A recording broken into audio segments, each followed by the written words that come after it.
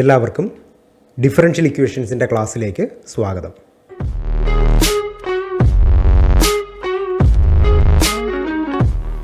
നമ്മുടെ സിലബസ് അനുസരിച്ച് Erwin Kreyszig എഴുതിയിട്ടുള്ള അഡ്വാൻസ്ഡ് എഞ്ചിനീയറിംഗ് മാത്തമാറ്റിക്സ് 10th എഡിഷനാണ് പ്രിസ്ക്രൈബ്ഡ് ടെക്സ്റ്റ്.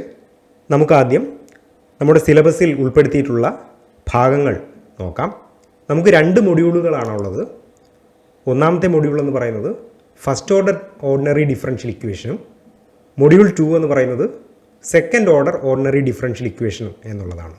ഫസ്റ്റ് മൊഡ്യൂളിൽ നമുക്ക് പഠിക്കേണ്ടത് ഇവയൊക്കെയാണ്: modelling A problem, basic concept of A differential equation, initial value problems, geometric meaning, direction fields, separable ordinary differential equation, reduction to separable form, exact ordinary differential equations and integrating factors, reducing to exact form, homogeneous and non-homogeneous linear ordinary differential equations, special equations like Bernoulli equation, orthogonal trajectories, understanding the existence and uniqueness of solutions theorem എന്നിവയൊക്കെയാണ്. രണ്ടാമത്തെ module second order ordinary differential equation ആണ്. അവയിൽ വരുന്ന ടോപ്പിക്കുകൾ ഇവയൊക്കെയാണ്: homogeneous linear ordinary differential equation of second order, initial value problem, basis and general solutions, finding A basis when on solution is non, homogeneous linear ordinary differential equation with constant coefficients, differential operators, Euler-Cauchy equations, existence and uniqueness of solutions with respect to Wronskian, solving non-homogeneous ordinary differential equation via the method of undetermined coefficients, various applications of techniques, solution by variation of parameters. ഇവയൊക്കെയാണ് നമ്മളുടെ സിലബസിൽ ഉൾപ്പെടുത്തിയിട്ടുള്ള ഭാഗങ്ങൾ. നമുക്ക് ഒന്നാമത്തെ module ആരംഭിക്കാം. First order ordinary differential equations. നമുക്കിവിടെ ആദ്യം ഡിഫറൻഷ്യൽ ഇക്വേഷൻ എന്താണെന്നുള്ളത് മനസ്സിലാക്കാം. Differential equation is an equation that contains one or more functions with its derivatives എന്നുള്ളതാണ്. അതുകൊണ്ട് തന്നെ ഡിഫറൻഷ്യൽ ഇക്വേഷൻ എന്ന് പറയുന്ന ഇക്വേഷനിൽ ഒന്നോ അതിലധികമോ ഫംഗ്ഷനുകൾ ഉണ്ടാവാം. ചില ഫംഗ്ഷനുകളുടെ ഡെറിവേറ്റീവ്സും ഉണ്ടായിരിക്കും എന്നുള്ളതാണ് ഡിഫറൻഷ്യൽ ഇക്വേഷൻ്റെ അടിസ്ഥാനപരമായിട്ടുള്ള സംഗതി. ഇനി നമുക്ക് നോക്കേണ്ടത് ഓർഡിനറി ഡിഫറൻഷ്യൽ ഇക്വേഷൻ എന്താണ് എന്നുള്ളതാണ്. ഓർഡിനറി ഡിഫറൻഷ്യൽ ഇക്വേഷനെ ODE എന്നാണ് നമുക്ക് ഡിനോട്ട് ചെയ്യുക. Ordinary differential equation is an equation that contains one or several derivatives of an unknown function which we usually call sometimes if the independent variable is time t. The equation may also contain y itself, non functions of x or t and constants എന്നുള്ളതാണ്. അപ്പോൾ ഒരു differential ഇക്വേഷനെ ordinary differential equation എന്ന് പറയണമെന്നുണ്ടെങ്കിൽ ആ ഇക്വേഷനിൽ ഒരേ ഒരു independent variable ആയിരിക്കും ഉണ്ടാവുക, ഒന്നോ അതിലധികമോ ഡിപ്പെൻഡൻറ്റ് വേരിയബിൾ ഉണ്ടാകാം എന്നുള്ളതാണ്. നമുക്ക് ഉദാഹരണം നോക്കാം. y dash equal to cos X. ഇവിടെ എക്സ് എന്ന് പറയുന്നത് ഇൻഡിപെൻഡൻറ്റ് വേരിയബിളാണ്. എന്നാൽ ആ എക്സിൻ്റെ മാറ്റത്തിനനുസരിച്ച് y എന്ന് പറയുന്ന വേരിയബിളിന് മാറ്റമുണ്ടാകുന്നു. അതുകൊണ്ട് തന്നെ y എന്ന് പറയുന്നത് ഡിപ്പെൻഡൻറ്റ് വേരിയബിളാണ് എന്നുള്ളത് നമുക്ക് മനസ്സിലാക്കാം. ഇവിടെ x എന്ന് പറയുന്ന ഒരു ഇൻഡിപെൻഡൻറ്റ് വേരിയബിളാണുള്ളത്, y എന്ന് പറയുന്ന മറ്റൊരു ഡിപ്പെൻഡൻറ്റ് വേരിയബിളാണ് നമുക്കുള്ളത്.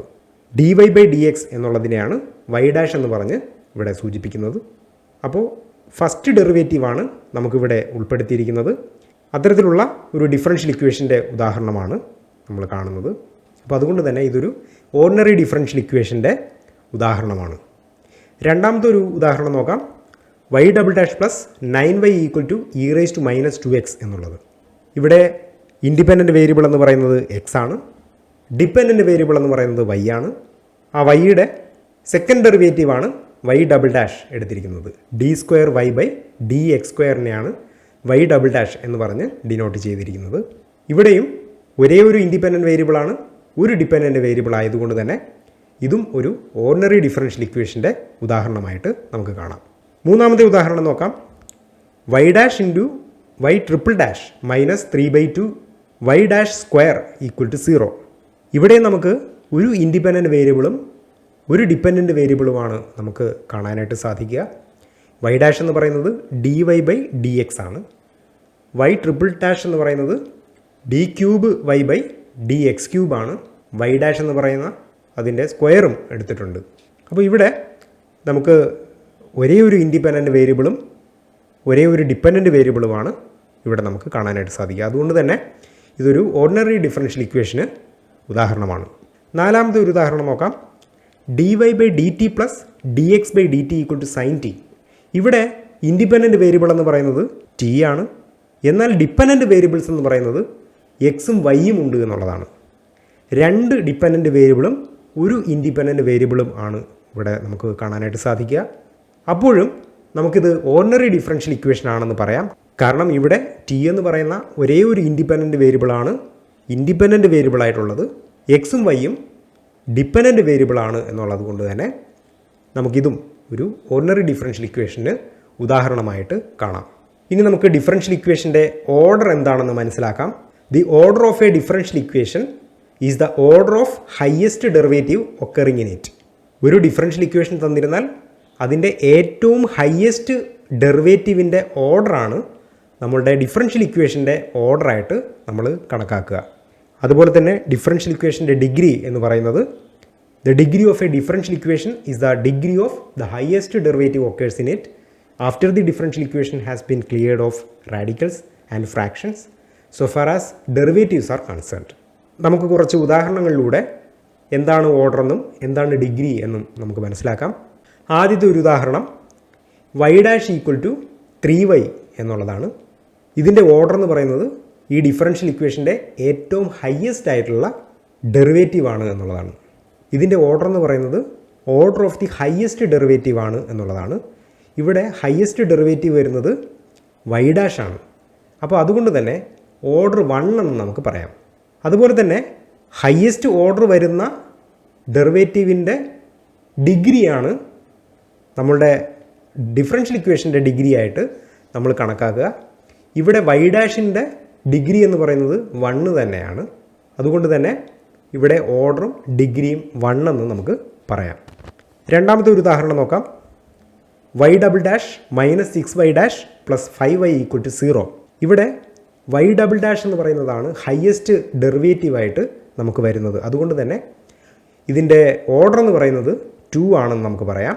അത്തരത്തിൽ വൈ ഡബിൾ ഡാഷിൻ്റെ ഡിഗ്രിയാണ് നമുക്ക് ഈ ഡിഫറൻഷ്യൽ ഇക്വേഷൻ്റെ ഡിഗ്രി ആയിട്ട് നമുക്ക് കണക്കാക്കുക. അതുകൊണ്ട് തന്നെ വൈ ഡബിൾ ഡാഷിൻ്റെ ഡിഗ്രി എന്ന് പറയുന്നത് 1 ആണ് എന്നുള്ളത് നമുക്ക് കിട്ടും. അപ്പോൾ അതുകൊണ്ട് തന്നെ ഓർഡർ എന്ന് പറയുന്നത് 2 ആണ്, ഡിഗ്രി എന്ന് പറയുന്നത് 1 ആണ്. അടുത്തൊരു ഉദാഹരണം നോക്കാം. Y dash Y triple dash minus 3/2 Y dash square equal to 0.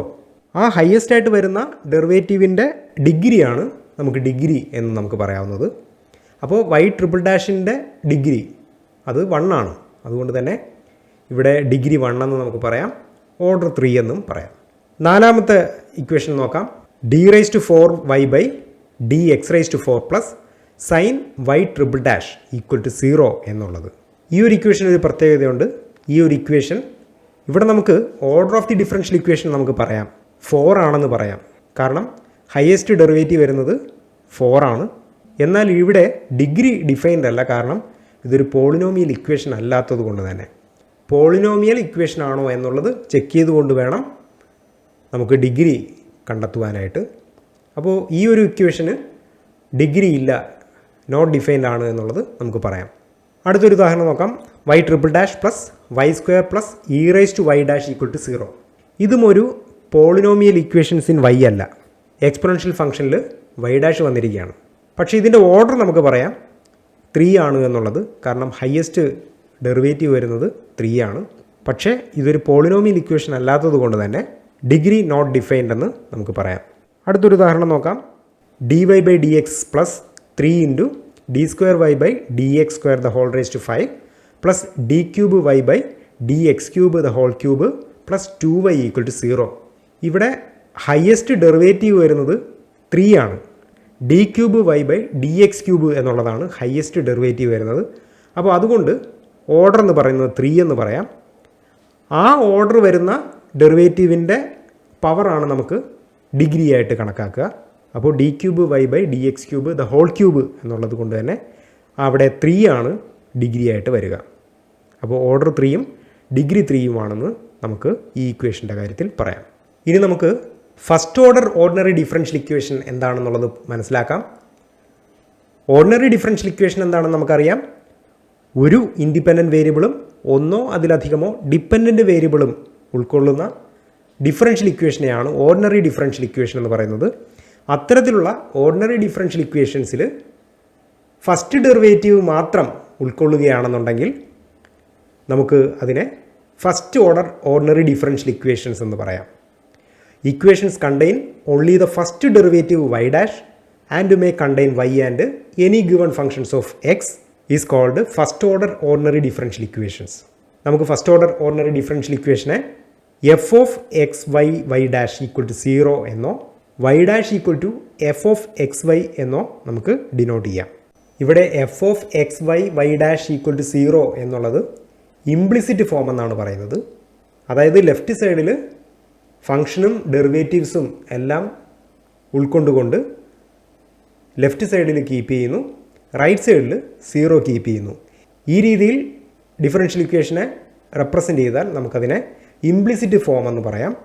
Y ഡാഷിനെ left സൈഡിൽ കീപ്പ് ചെയ്തുകൊണ്ട് റൈറ്റ് സൈഡിൽ ബാക്കി ഫങ്ഷൻസിൻ്റെ എല്ലാ എലമെൻറ്റുകളെയും നമുക്ക് മാറ്റിക്കൊണ്ട് വന്നു കഴിഞ്ഞാൽ അത്തരത്തിലുള്ള ഡിഫറൻഷ്യൽ ഇക്വേഷൻ്റെ ഫോമിനെ നമുക്ക് explicit form of differential equation എന്ന് നമുക്ക് പറയാം.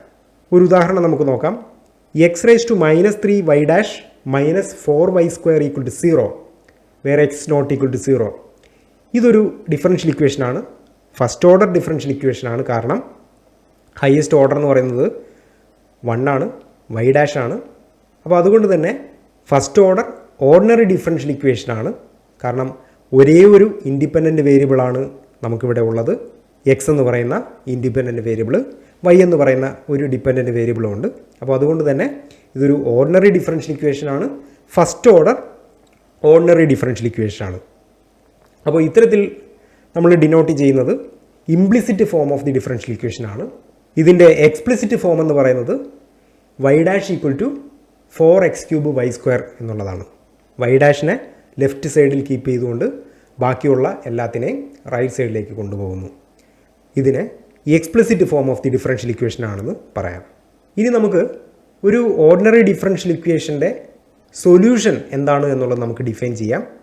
A function y equal to h of x is called a solution of a given ordinary differential equation F of X Y Y dash equal to 0 on some open interval a less than x less than b if h of x is defined and differentiable throughout the interval and is such that the equation becomes an identity if y and y dash are replaced with h and h dash respectively.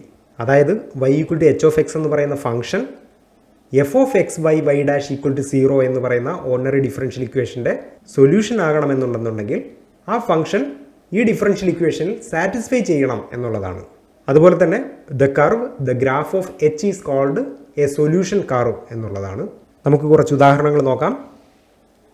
Verify that y equal to c by X, c an arbitrary constant, is a solution of the ordinary differential equation X Y dash equal to -y for all X not equal to 0 എന്നുള്ളതാണ്.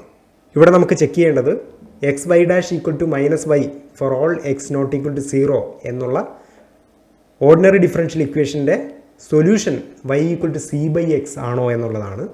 നമുക്കാദ്യം y equal to c by x എന്നുള്ളത് എടുക്കാം.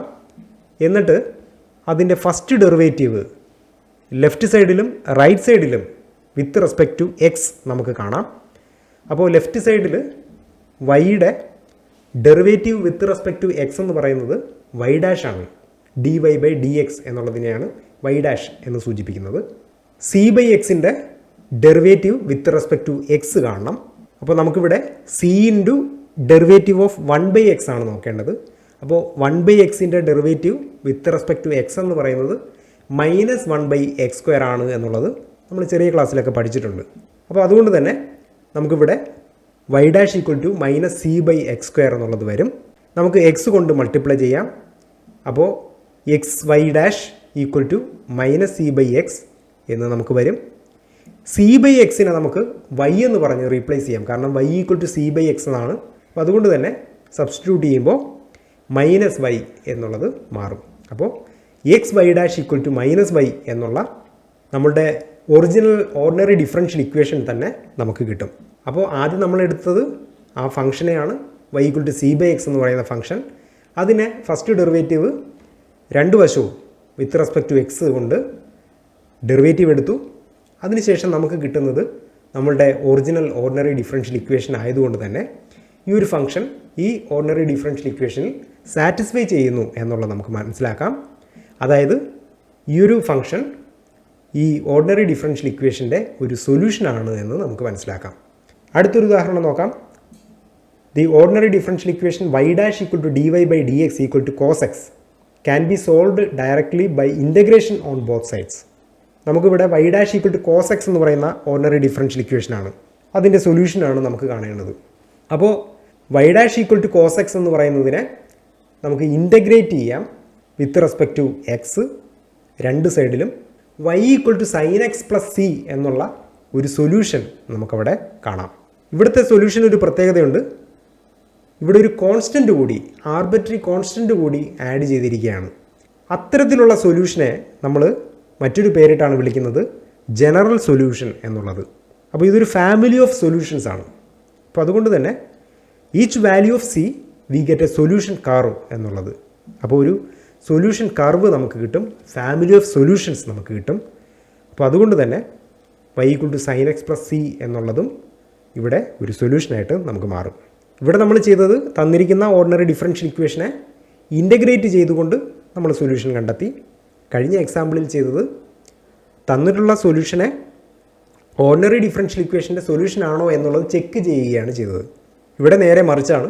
തന്നിട്ടുള്ള ordinary differential ഇക്വേഷനിൽ നിന്നും നമ്മൾ ഒരു സൊല്യൂഷനിലേക്ക് എത്തിപ്പെട്ടു എന്നുള്ളതാണ്. അടുത്തൊരു ഉദാഹരണം നോക്കാം. Exponential growth. നമുക്കിവിടെ ഒരു ഫംഗ്ഷൻ കൺസിഡർ ചെയ്യാം. y equal to c into e raise to 0.2 into t എന്നുള്ളത്.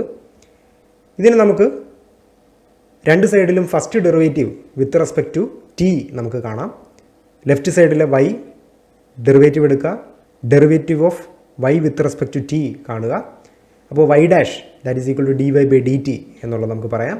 റൈറ്റ് സൈഡിൽ c into e raise to 0.2 into t എ അതിൻ്റെ derivative with respect to t എടുത്തു കഴിഞ്ഞാൽ 0.2 into c into e raise to 0.2 into t എന്നുള്ളത് വരും.